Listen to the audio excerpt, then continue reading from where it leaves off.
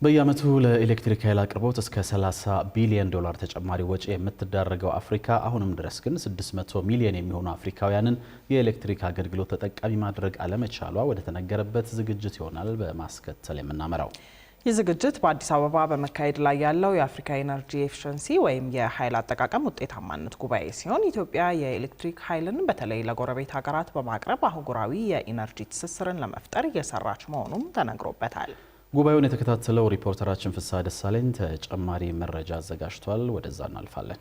የመጀመሪያው የአፍሪካ የኃይል አጠቃቀም ውጤታማነት ጉባኤ በአዲስ አበባ መካሄድ ሲጀምር የአፍሪካ ህብረት ኮሚሽን ሊቀመንበር መሐመድ አሊ የሱፍን ጨምሮ የተለያዩ ሀገራት የኢነርጂ ሚኒስትሮች ተገኝተዋል።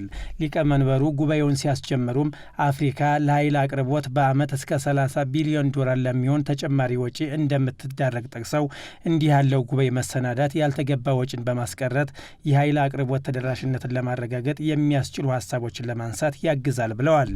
የአፍሪካን የልማት እንቅስቃሴ ከፈተኑት ጉዳዮች መካከል የኢነርጂ አቅርቦት ውስንነት አንዱ ነው። አፍሪካ ለኢነርጂ በዓመት እስከ 30 ቢሊዮን ዶላር ተጨማሪ ወጪ ታወጣለች። ይህንን ወጪ ለመቀነስ እኛ አፍሪካውያን የተደራጀ የኢነርጂ ፖሊሲ መተግበር ይጠበቅብናል። ይህ የምናካሄደው የአፍሪካ ኢነርጂ ኢፊሸንሲም የኢነርጂ ተደራሽነትን ለማሻሻልና በዘርፉ ላይ መነቃቃት ለመፍጠር የሚያስችል ነው። በዚሁ ጉባኤ ላይ የተገኙት በምክትል ጠቅላይ ሚኒስትር ማዕረግ የዲሞክራሲ ስርዓት ግንባታ ማስተባበሪያ ማዕከል ኃላፊ የሆኑት አደም ፋራህ ደግሞ ኢትዮጵያ የኤሌክትሪክ ኃይልን ለጎረቤት ሀገራት በማቅረብ ሀገራዊ የኢነርጂ ትስስርን ለመፍጠር ጥረት በማድረግ ላይ መሆኗን ተናግረዋል። የገዛ ዜጎቿን ፍላጎት ለማሟላትም እንዲሁም ጥረት በማድረግ ላይ መሆኗን ያነሱት ኃላፊው ከ95 በመቶ በላይ የሚሆነው የሀገሪቱ የኤሌክትሪክ ኃይል ከታዳሽ ምንጮች እየተገኘ ያለ ስለመሆኑ ጠቅሰዋል። ኢትዮጵያ የአፍሪካን ታዳሽ ኃይል ሽግግር ለመፍጠር እየሰራች ነው።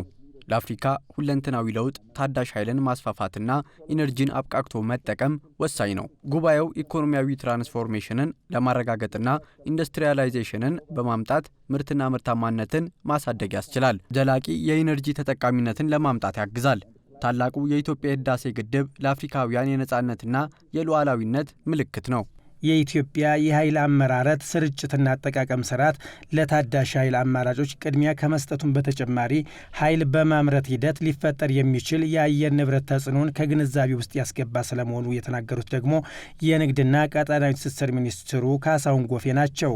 ኢትዮጵያ ቀጠናውን በመንገድና በኤሌክትሪክ መሰረተ ልማት ትስስር እንዲፈጠር ከፍተኛውን ሚና እየተወጣች ነው። ኢትዮጵያ ታዳሽ ኃይልን ከማስፋፋት አኳያ ሰፋፊ ስራዎች በመስራት ላይ ናት። ሀገሪቱ የካርበን ልቀትን ዜሮ የማድረግ ግብ በመያዝ የአፍሪካን ንግድና ቀጠናዊ ትስስር ከመፍጠር አንጻር በርካታ ተግባራት እያከናወነች ነው። ታላቁ የህዳሴ ግድብም ለአፍሪካ ግሪን ኢኮኖሚ ለማምጣትና የተረጋጋ ኢኮኖሚ ለመገንባት ወሳኝ ምዕራፍ ነው። ዛሬን ጨምሮ ለ2 ቀናት የሚካሄደው የአፍሪካ የኃይል አጠቃቀም ውጤታማነት ጉባኤ የኃይል አቅርቦትን በማረጋገጥ ለአህጉሪቱ ኢኮኖሚ እድገት፣ ዘላቂ ልማትና ለአየር ንብረት ለውጥ ተጽዕኖ ተግባራዊ ምላሽ አሰጣጥ ላይ እንደሚመክር ሰምተናል።